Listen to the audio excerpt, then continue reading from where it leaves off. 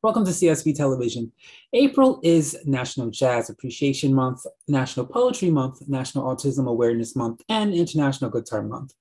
In the month of April, we will be sharing videos from the past that has anything to do with guitars, autism, poetry, and jazz. Let's take a look at today's video.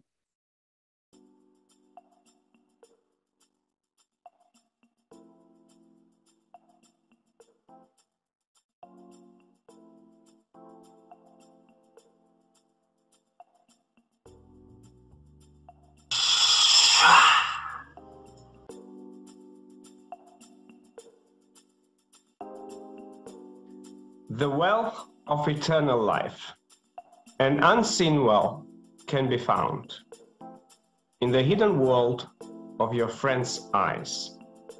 Keep looking with an open eye, you shall be received with an open heart.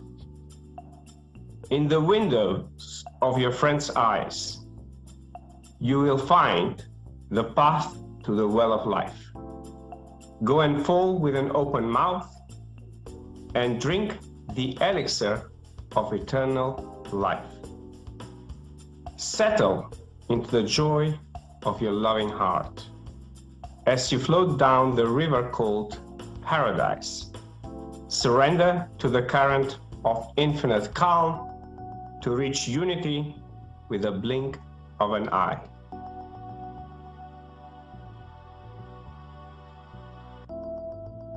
When did you first, in general, discover poetry as an art form? Well, I grew up in a very spiritual family, and poetry was part of my parents' kind of way of honoring their spirituality. And, my parents pretty much followed the Sufi kind of path. And Sufi is very well known for poetry. But also at school, we used to have a lot of famous poets. People would come to the school and read their poetry. And I used to pay attention of how the words that poetry transmits to us can really transcend us to a whole new level of awareness. And at the back of my mind, I always knew one day I want to be that poet, I want to write poetry. And when I started writing my first book, A Path to Wisdom, this is where, in parallel to me writing, there were like words flowing through me that I knew they don't need to go in the book, but there has to be something else. And something else were writing poetry. But usually this poetry is so unique because actually each poem is dedicated to one person who's been in my life and changed my life. So I tend to spend about 6 hours in meditation. I tend to pretty much sense this person's soul and then extract almost like their wisdom and put it into a poem so people can, when they read it, when they listen to the words, that can awaken that kind of wisdom this person has developed over a period of time. Can you remember the first time you acknowledged you wanted to write poetry? And do you remember the first poem you wrote and what inspired it or who inspired it? Yes, basically, the first poem I wrote, it's in here actually, and it's called I Believe. And it was about Oprah. And, it's sort of, I went to Africa for the first time in 1999. And, I remember we did this student project in Kenya doing HIV awareness. And, it's sort of my perception of Africa changed drastically because, back then we didn't really have social media and all the things we enjoy today. It was pretty very unknown world for me and for the many people we went down there. And I came out realizing how rich Africa is, not how poor that most people perceived it to be, but how poor the mind within the African people is, and how by developing the mind and by developing their consciousness, that could be the next biggest and most powerful continent in the world.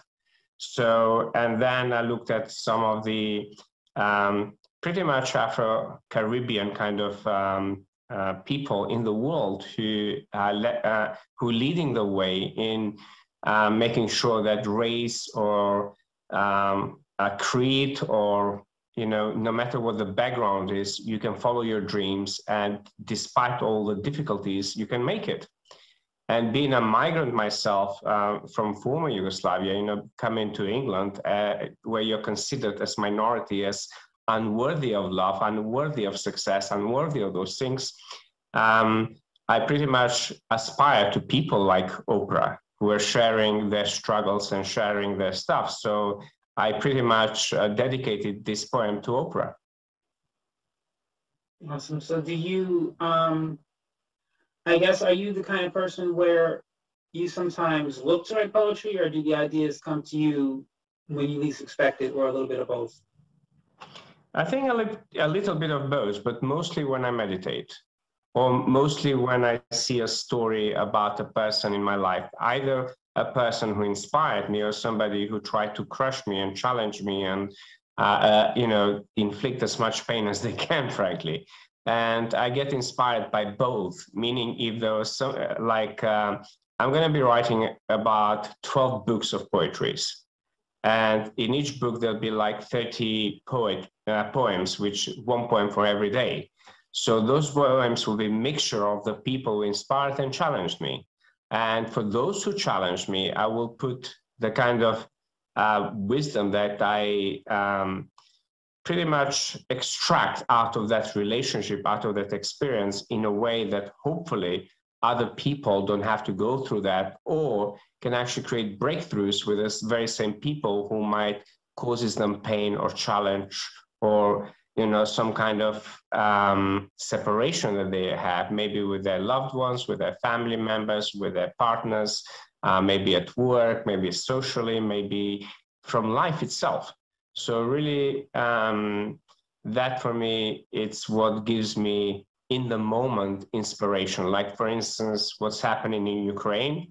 I started to think about poem which promotes peace, but also understanding the role of the war and how war and peace are like two facets of life that we cannot escape from.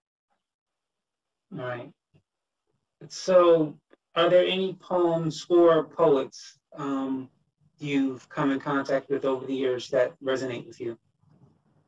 Yes, I mean, I mentioned earlier on, for me, Rumi has been a huge influence. And during those times, I think to be able to write such beautiful poetry, it's really amazing. But then, you know, when I started Shakespeare, for instance, and I studied all the work of Shakespeare, that was really, wow, you know, play of words. And, you know, so for me, it's this poetry, writing, creating plays and all of those things is what we can use words for, not only changing opinions, transforming lives, but frankly, to make people laugh, to ease their pain, to perhaps, you know, transform what's going on in themselves so they can actually heal faster, or they can feel better, or they can connect better with themselves and with others. All right, last question I have for you. Any inspiring words for an inspiring poet who might be, because I mean, there's always been criticism when you share yourself. I think nowadays it's worse. So people may, you know, think they're a poet. They're afraid, you know, what people might think, so they're too afraid to share it. So what gives you the courage to share your poetry, and what words would you give to someone who's written poems, they just haven't shared them yet? Well, I want for anybody who's considering to be a poet, I want them to consider poetry as music.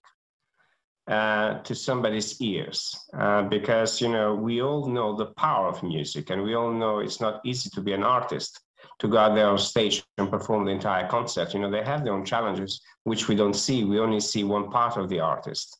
So, you know, usually, like I see from myself and a lot of the people I studied and read their poetries, pretty much a lot of poets put down in writing their own struggles.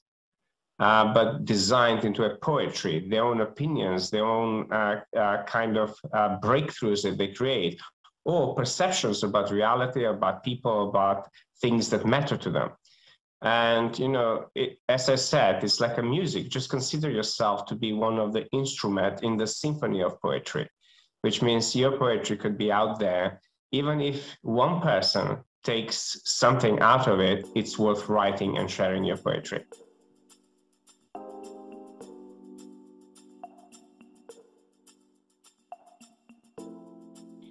The ocean of health and light. The long and dark night always ends.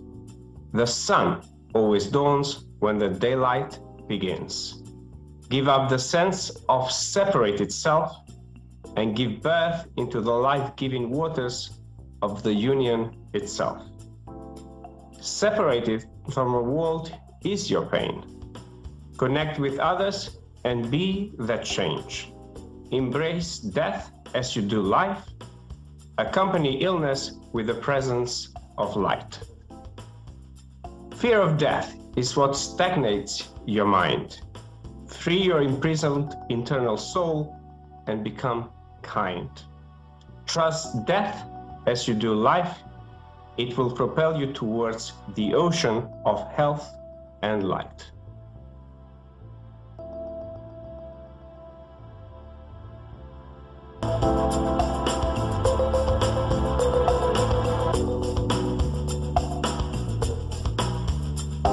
That is all the time we have for you for today. Thank you for watching. We hope to see you again